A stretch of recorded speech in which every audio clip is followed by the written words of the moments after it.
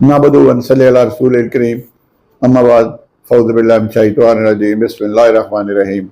ख़वातीन हज़रात, news rider से गौहर सरफराज कुरैशी आपकी खिदमत में हाज़िर है और सलाम अर्ज़ करता है। आज 7 अगस्त है 2024 और आज दो मौज़ूआत पे बात होगी। एक तो टॉक ऑफ द टाउन है, जो डॉक्टर शाहिद सदीक का उसके बेटे ने मर्डर करवाया। ऐसी औलाद पे अल्लाह ताला की लानत हो जो अपने जिसके नुत्फे से पैदा हुआ है उसको कत्ल करवाए। इससे बड़ी बगैरती, इससे बड़ी घटिया हरकत का कोई सोच भी नहीं सकता। एक बाप जो आपको जब आप एक दिन के होते हैं उससे लेके आपकी परवरिश करता है, आपको पढ़ाता है, आपको लिखाता है, और आपको अय्याशियां करवाता है, आपने उसी बाप को कत्ल करवा दिया। ये क्योंकि मेरा डॉक्टर शाहिद सदीक से तल्लक भी था, 2005 में ये मेरे पास आए थे, इनके खिलाफ FIA में कंप्लेंट थी। तो मुझे उस वक्त डिप्टी डायरेक्टर ने बुला के कहा कि यार मेरा दोस्त है तो इसका ख्याल रखना। तो मेरी मुलाकात हुई, इसके बाद बड़ा शफीक इंसान था। और एक दफ़ा मुझे इन्होंने कुछ एक बंदा था पासपोर्ट उसके पास थे, उन्होंने मुझे फ़ोन करके कहा कि इस बंदे को पकड़ के ले दो, ये पासपोर्ट इसके पास से पड़े हुए हैं। उसको भी मैंने चलान किया। फिर एक दफ़ा मैं उनके पास अपने ब्लड टेस्ट करवाने गया, क्योंकि इकरा कम्प्लेक्स हॉस्पिटल जो जोहर टाउन में, वहाँ ये उसके मालिक थे। तो मजबूरी तौर पे उनका अखलाक बहुत अच्छा था। PTI का वो बानी मेंबर था, लेकिन उसके दूसरी जमातों से भी तल्लकात थे। उसके नून लीग वालों के तल्लकात थे, उसके पीपल्स पार्टी वालों के साथ भी तल्लकात थे, और ये मुझे ज़ाती तौर पर बताया। अब सूरत हाल ये है कि इसका बताया जाता है जी कि ये जुम्मे को लास्ट फ्राइडे को जब मर्डर हुआ है तो वो पहले बैंक में गए, बैंक से जाके उन्होंने अपनी पैसे निकाले हैं, क्योंकि वो खैरात करते थे। नमाज के मस्जिद के बाद जो बंदे खड़े हो जाते थे उनको पैसे देते थे और लोग उनका इंतजार करते रहते थे। लेकिन ये जो बदबख्त इंसान है जो उनका बेटा है, इसको ट्रेस कैसे हुआ कि जब इनका मर्डर हो गया तो पहले तो वो जानबूझ के प्राइवेट हॉस्पिटल में ले गया। बताने वाले बताते हैं कि गोलियां लगने के बाद 2 घंटे तक डॉक्टर साहब जिंदा रहे।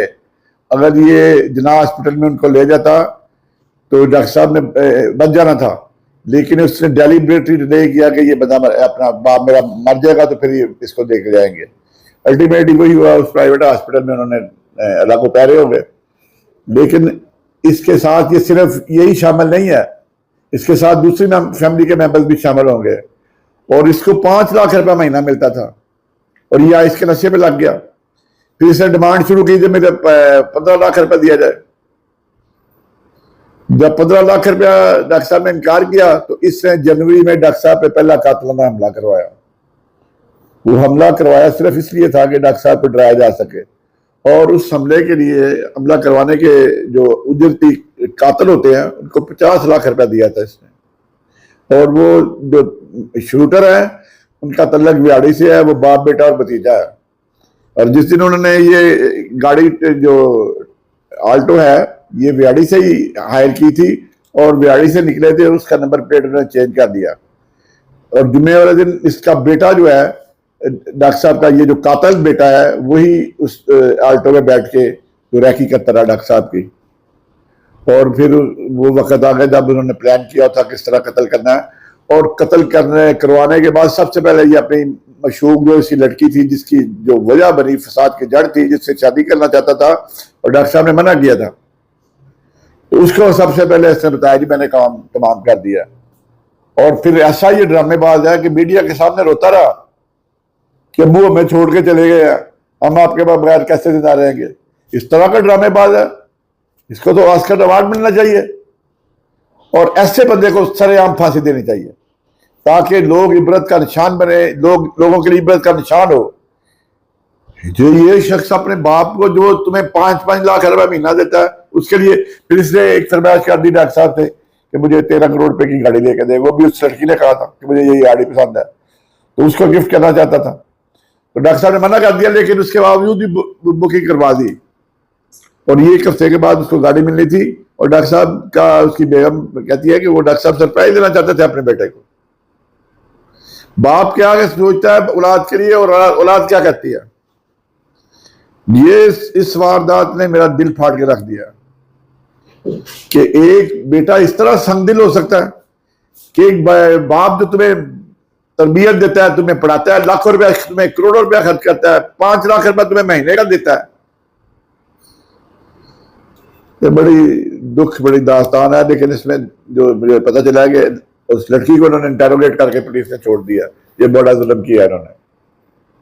جہاں پولیس کو میں یہ کریڈٹ دیتا ہوں کیونکہ یہ پکڑے گئے اس وقت جب انہوں نے جاتی دفعہ نیم پلیٹ اصلی لگا لی تھی. اس کی گاڑی کی پلیٹ جو ہے وہ اصلی لگا لی تھی، اور اصلی گاڑی سے جب وہ سارا اس کی فینسنگ ہوئی اصلی سے وہ ٹریس کیا گیا کہ یہی بندے تھے جو نیم پلیٹ بدل کے اس کی گاڑی کی پلیٹ بدل کے آئے ہوئے تھے. پہلے جعلی پلیٹ لگائی ہوئی تھی، واپسی بھی ان کو ڈر تھا کہ کہیں پکڑے نہ جائیں، تو اصلی پلیٹ لگا دی انہوں نے، اور اسی پہ پکڑنے کا یہ بیٹا بھی اسی وجہ سے پکڑا گیا، اور پھر اس جو شوٹر ہے وہ بھی اسی وجہ سے پکڑے گئے. اب میں بات کرنا چاہ رہا ہوں جو رات پارلیمنٹ نے اپنا آپ دکھایا یہ پیپلز پارٹی والوں نے اور نون لیگ کیا کرتی تھی بے نظیر بھٹو کے متعلق. پیلی ٹیکسی تک نواز شریف نے کہا ہوا ہے بے نظیر بھٹو صاحبہ کو، شہید کو.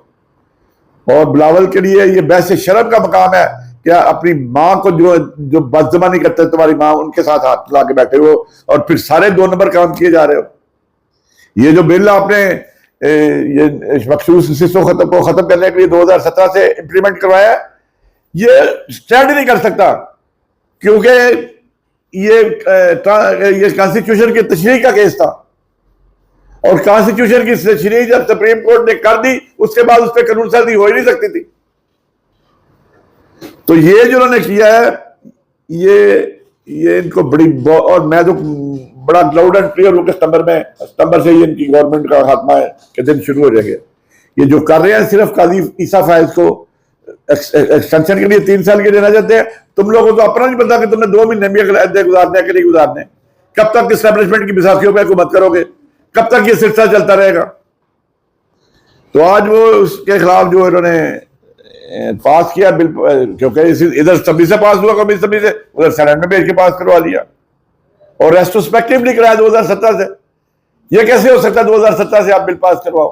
آپ پارلیمنٹ کا حق ہے قانون سازی کرنے کا، لیکن ریسٹروسپیکٹلی کیسے کر سکتے ہیں آپ؟ اور یہ آج اس نے منسٹر گوہر نے 9 صفحے کی دائر کر دی ہے، اس نے 184(3) کے تحت چیلنج کر دیا ہے، اور دوسری بلی تھارے سے باہر آ گئی ہے. الیکشن کمیشن نے بھی نظر ثانی کی اپیل دائر کر دی ہے. میں یہ بتا رہا ہوں یہ 8 ججوں کو بھی اب ہوش رہنے کا ٹائم ہے. جسٹس منیب اختر اور منصور علی شاہ صاحب کی ذمہ داری ہے کہ فوری طور پر فیصلہ کریں، اور اس فیصلے میں یہ جو چیف الیکشن کمیشنر اور پورے 4 الیکشن کمیشنر پنجاب، بلوچستان، سندھ اور اپنا کے پی کے گئے، ان کو توہین عدالت میں سزا ہوگی. میری بات یہ یاد رکھے، میں یہ پیش گوئی کر رہا ہوں کہ اس ججمنٹ کی وجہ سے یہ گر جائیں گے اور ان کو سزا بھی ملے گی. خواتین حضرات، اسی کے ساتھ اجازت دیں، آئندہ آنے والے دنوں میں پھر بات ہوگی. دعا میں یاد رکھیں، گرد و نواح کا خیال رکھیں. السلام علیکم ورحمۃ اللہ وبرکاتہ.